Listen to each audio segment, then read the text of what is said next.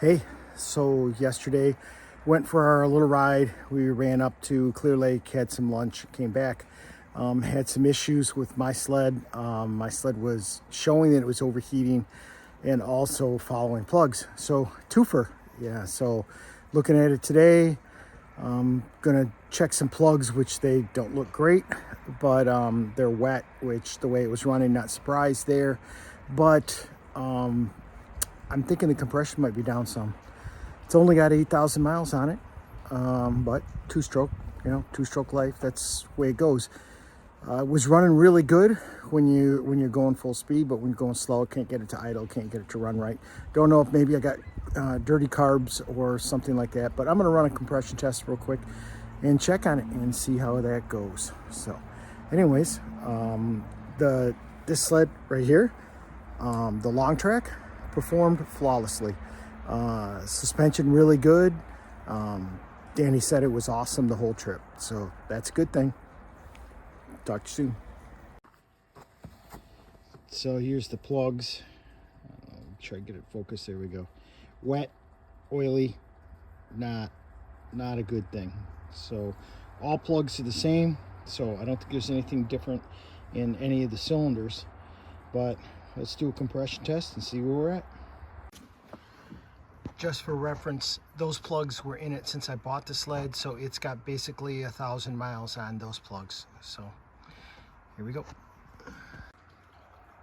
You work on engines for a while, you're gonna need a nice little kit. This, while not a expensive one, I think I got this at Harbor Freight, actually is very versatile, and I've used it a number of times and it's always done me right. So just a little heads up. So just a simple compression tester. We're gonna run it up and check it, but here is, we'll call it magneto side cylinder.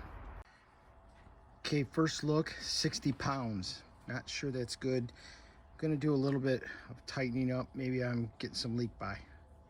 Check it again. Okay, for good or bad, the middle cylinder is basically the exact same as the other one. So it's supposed to be within 10%, and we're definitely within 10%. Oil made no change, 60 pounds with oil in it. So sealing the rings up didn't make any difference. We'll see about that. So the side closest to the belt, about 58 pounds. So still within 10%, but not really great. I don't think. I don't know what it's supposed to be. I'm gonna have to check.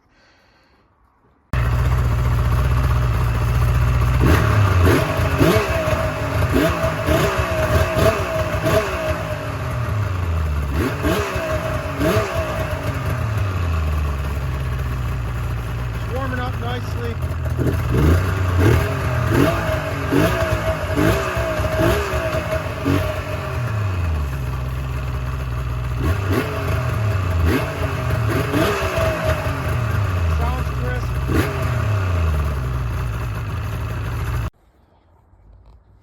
Okay, for reference, this is our other Viper. It has 4,200 miles versus the one that has 8,000 miles. And you can see, flip it over, you can see that 60 pounds right on the nose. Exactly the same as the 8,000 mile sled. Let me check the rest of them, I'll get back with you.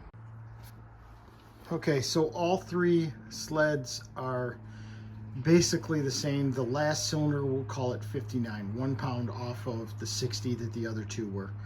So I gotta say that my Viper with the 8,000 miles has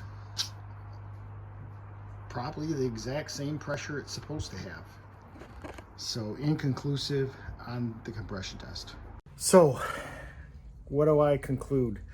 Bad gas, fouled out plugs. I know that I have I think it's a head gasket leak.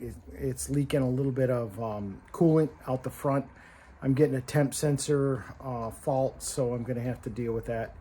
But other than that, I mean, the sled runs really good now that I put a new set of plugs in.